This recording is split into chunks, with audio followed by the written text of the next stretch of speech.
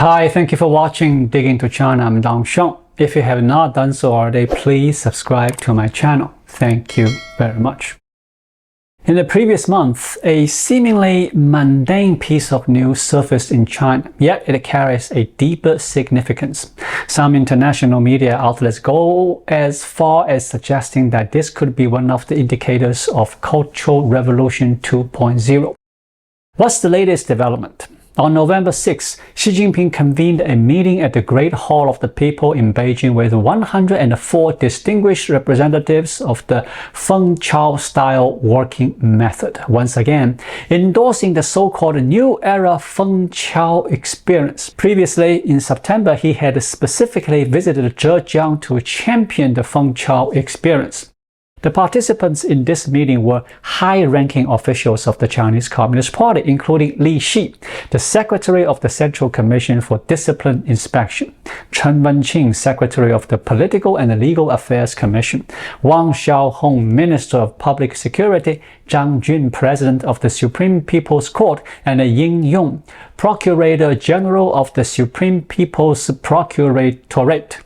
The presence of these officials in key roles within discipline inspection, public security, and the judiciary suggests the substantial importance of this meeting for the CCP.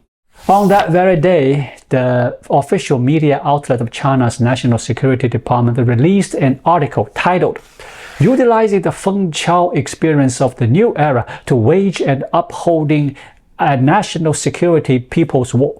This piece can be seen as an interpretation of Xi Jinping's ideological standpoint. The article advocates for the extensive mobilization of all segments of society, aiming to make the conscious protection of national security a collective effort for each citizen. It calls for the establishment of a formidable people's defense line dedicated to national security. What is the essence of the Fengqiao experience that Xi Jinping and his key officials value so highly? And what signals does it convey? Since assuming office, Xi Jinping has been avidly studying Mao Zedong's strategies, aiming to retrace Mao's revolutionary approach. At the core of Mao's political maneuvering lies the Fengqiao experience, essentially employing the guise of mass movements to mobilize the populace. In September 1962, confronted with economic collapse and widespread discontent following the Great Famine, Mao Zedong sought to redirect the prevailing dissatisfaction by initiating the Cultural Revolution. He openly urged not to forget the class struggle. To set the stage for the upcoming Cultural Revolution, he commenced the socialist education movement, commonly known as the Four Cleanups Campaign. This initiative focused on addressing concerns such as clearing work points, accounts, finances, and warehouses. However, it eventually expanded into a broader purge encompassing politics, economics, organizations, and ideologies. Despite Mao's claim that it aimed to prevent revisionism, its actual purpose was to assess and build momentum for the impending Cultural Revolution. Commanding in 1962 and calculating in 1965, the Four Cleanup Campaign served as a prelude to the Cultural Revolution, impacting approximately one-third of China's urban and rural regions. Stretched over 3 years, the campaign subjected 5,320,000 individuals to struggle sessions, resulting in a tragic toll of 77,560 deaths. Within this precursor to the Cultural Revolution, the Fengqiao experience, personally endorsed by Mao Zedong, emerged as a model. Originating in the Fengqiao district of Zhuji, Zhejiang province, this experience involved mobilizing the masses and overseeing the transformation of 4 categories of individuals: landlords, rich peasants, counter-revolutionaries, and bad people. How did Fengqiao district oversee the transformation of these socialist adversaries? On December 21, 1977, an article titled "Hold High the Red Flag Set by Chairman Mao, Strengthen People's Dictatorship" from the Fengqiao District Committee was published in the People's Daily. The article introduced the Fengqiao experience, emphasizing the mobilization and the reliance on the masses to categorize and queue up adversaries, conduct education educational and evaluative sessions and engaged in ideological struggles. It highlighted the dependence on the masses for on-site supervision and transformation. To achieve on-site supervision and transformation through the masses, a Communist Party cadre named Xu Gengxian played a crucial role. In the 1970s, he served as the instructor at the Fengqiao police station and had previously been the deputy secretary of the Fengqiao District Committee. In his book titled Red Leaves of the Feng River, a documentary on the generation and the development of the Fengqiao Experience, he presented various examples. One prominent case involved Chen Yingling, a landlord with a literacy inclination who enjoys writing poetry. Despite enduring over 20 struggle sessions and even facing mock executions, where he stood alongside actual death row convicts, Chen Yingling, known for his resilience, refused to confess. The party later adopted a more subtle approach, having him participate in struggle sessions with other four-category individuals, while orchestrating confessions to ease the process. Witnessing the others conform, Chen Yingling realized the futility of resisting alone and reluctantly confessed to undergo transformation. Another case featured Chen Shanxing, a wealthy peasant subject to annual public criticism and physical beatings. Despite his initial steadfastness, the party employed a cunning strategy by mobilizing his family to criticize him. Chen Shanxing, returning home to find his wife and children against him, succumbed to the pressure and confessed.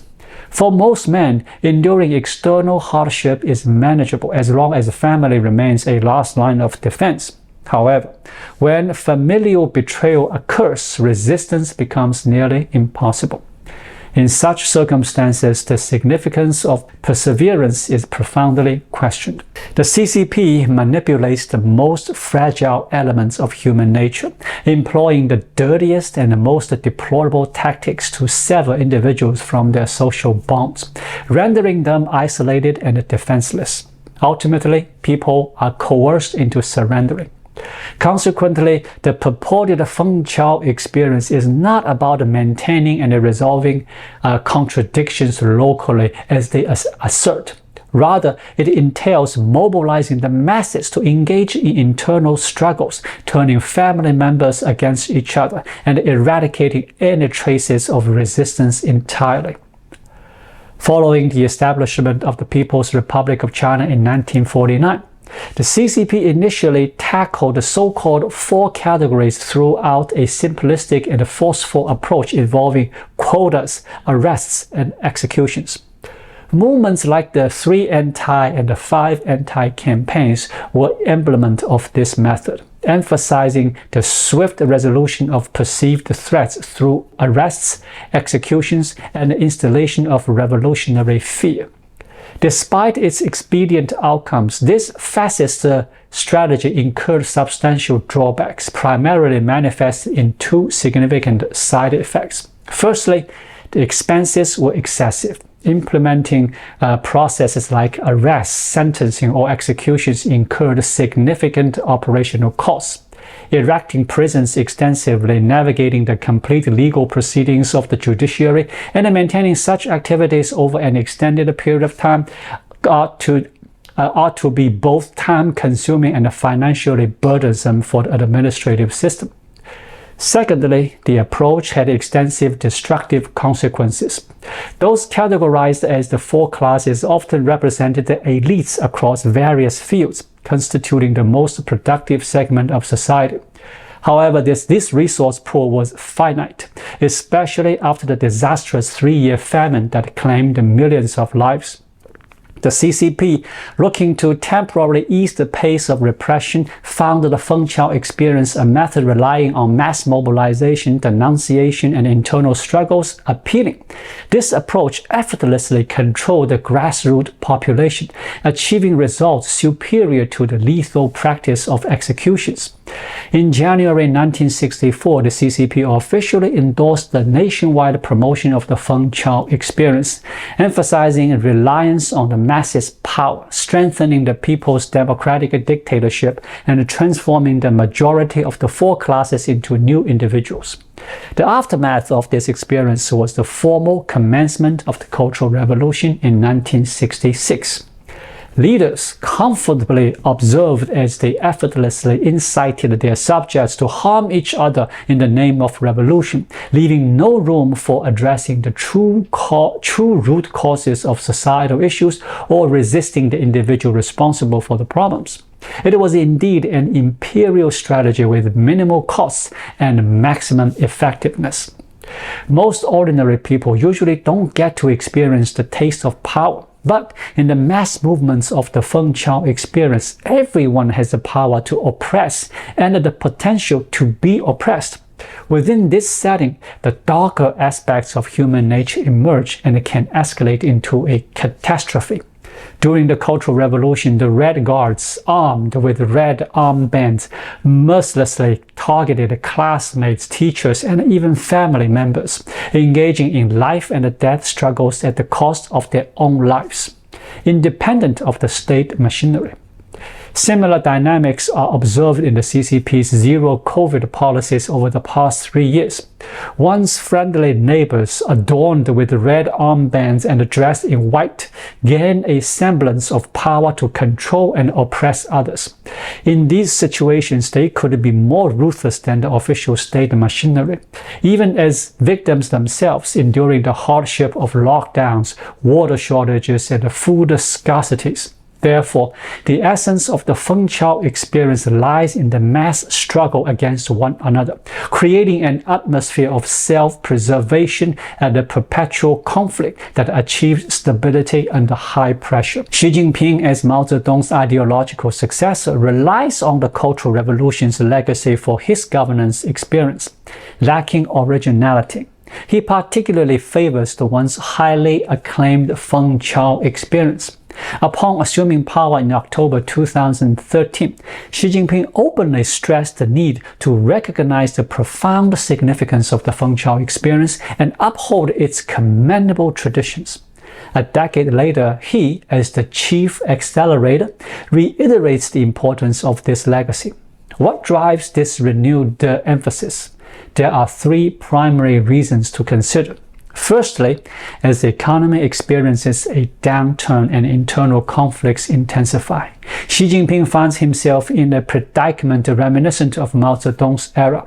Much like Mao, whose governance led to chaos with initiatives such as the Great Leap Forward, competing with the West, and the Three Red Banners, resulting in a devastating famine and widespread discontent. Xi Jinping is now grappling with similar challenges. The economic prospects for China are bleak for the foreseeable future, prompting Xi Jinping to redirect attention from economic issues.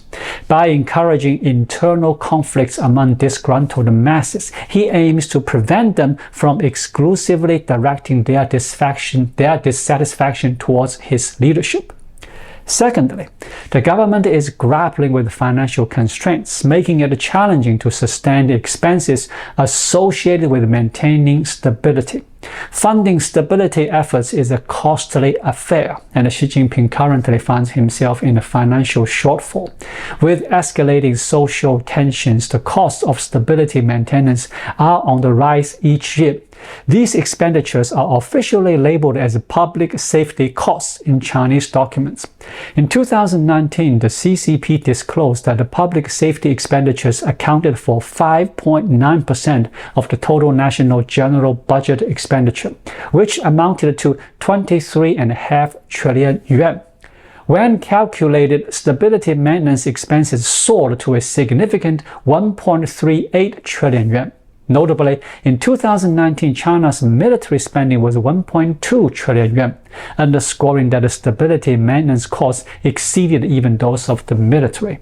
In the past, during better economic times, the CCP had some financial reserves, allowing Xi Jinping some latitude. However, with the present financial constraints and the public officials nationwide facing salary reductions, even economically strained regions are starting to fall behind on salary payments. Devoid to substantial reserves, Xi Jinping, lacking the financial means for sustained fiscal investment is compelled to turn back to implementing the Fengqiao experience through mass movements due to its cost effectiveness and immediate efficacy. Thirdly, there is a push to establish a society reminiscent of North Korea. Despite North Korea facing enduring economic challenges, the Kim dynasty maintains unwavering stability. Apart from sustained backing from the CCP, a key factor is the meticulous control over society. This control doesn't just rely on the formidable reach of state mechanism, but extends to rigorous mutual monitoring at the grassroots level, covering every village, community, and even individual households. Essentially, the strategies employed by North Korea represents an international adaptation of the Fengqiao experience. In recent times, Xi Jinping consistently underscores the importance of national security. But what does this concept truly entail? At its core, it's about preserving political authority. Hence, his fundamental goal in promoting the Fengqiao experience is to establish a high-pressure atmosphere akin to North Korea, wherein the populace regulates itself, preemptively quieting any budding conflicts at the grassroots level before they can burgeon into significant disruptions. If the Fengqiao experience were truly effective, the CCP could sustain an ongoing cultural revolution without the need for reform and opening up. The developmental path since the onset of reform and opening up is essentially the CCP's rejection of the Fengqiao experience. Xi Jinping's current revival of mass movements, repackaging an old approach with a new facade, indicates his desperation and the potential dead end he faces. Another round of mass movements might be at the end of his road, but it is unlikely to be a lifeline for the CCP. Times have changed, and while the CCP may persist in its old ways, the people cannot revert to their former state. A growing number of enlightened individuals are rejecting his fantasy of initiating another cultural revolution. Chinese people might engage in internal strife, but they may also, one day, redirect their weapons towards their true enemies, Chinese Communist Party.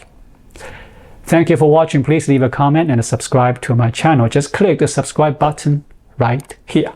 I'll see you again shortly. Until then, be well.